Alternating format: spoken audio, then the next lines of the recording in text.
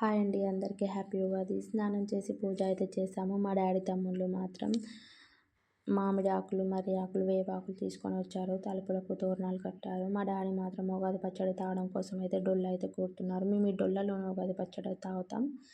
ఈ డొల్లను మర్రి ఆకులతో కుడతారు. ఇలా మా డాడీ అయితే 10 కుట్టిండు. మేము పొలాల కోసం అని 2 కిలోల శనగపప్పును అయితే ఉడకబెట్టుకున్నాం. దాంట్లో సోపు ఇలాచి అయితే వేసుకున్నాము. అలాగే 2.5 కిలోల చక్కెర తీసుకొని వీటి రెండింటిని కలిపి పిండి గిట్నీలో మెత్తగా పట్టించాము పూర్ణం అయ్యే వరకు. తర్వాత మా తమ్ముడేమో ఒక కుండ తీసుకొని చింతపండు నానబెట్టుకొని ఆ వాటర్ని తీసుకొని దాంట్లో మామిడి ముక్కలు, వేప పువ్వు, చక్కెర, బెల్లము, కొంచెం సాల్ట్ అయితే వేసుకొని మంచిగా కలిపి ఉగాది పచ్చడి అయితే తయారు చేస్తున్నారు. తర్వాతనేమో మా అమ్మ అయితే పోలి అయితే చేస్తుంది. గోధుమ పిండిని తీసుకొని దాంట్లో పూర్ణం పెట్టి దానిపైన కొంచెం పిండి పెట్టి అలాగే పీట మీద పిండి వేసుకొని పెద్దగా అయితే తాలుస్తుంది మా అమ్మ అయితే పోలే. మేమైతే పోలేను పొద్దగా చేసుకుంటాము. మీరు ఎలా చేసుకుంటారో చెప్పండి. పోలేల పెంకపై నెయ్యి వేసుకొని హీట్ చేసుకోవాలి. దానిపైన మనం తాల్చుకున్న పోలేను వేసుకొని దాని మీద కూడా నెయ్యి వేసుకొని అటు ఇటు కాల్చుకోవాలి. అలా కాల్చుకొని తీసేసుకోవాలి. అలా మా అమ్మ అయితే 30 పోలేలు అయితే చేసింది. పని వాళ్ళ కోసం, మా కోసం, నైవేద్యాల కోసం అని.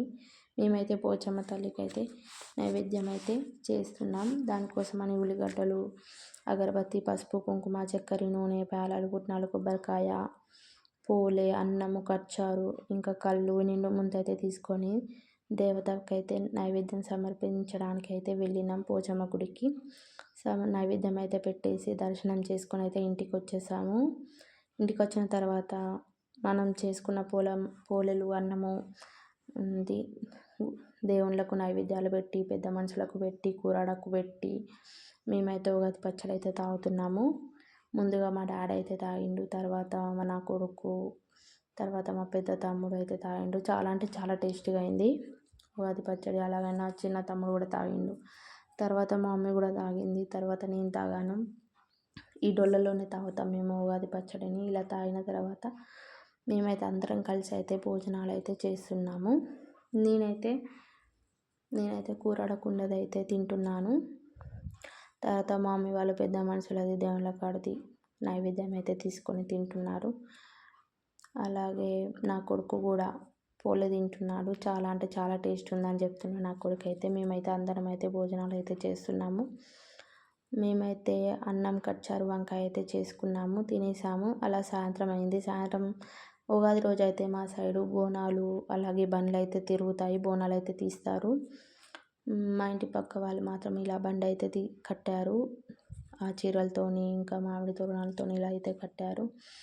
దానికి కొబ్బరికాయ కొట్టి అగరబత్తి ముట్టించి బొట్టు పెట్టి నీటి శాఖను పెట్టేసి అక్కడున్న ఇంకొక ఆయన కూడా నీళ్ళ శాఖను పెట్టి అయితే తమ్మల బాజతోనైతే తీసుకొని వెళ్తున్నారు ఈ బండిని.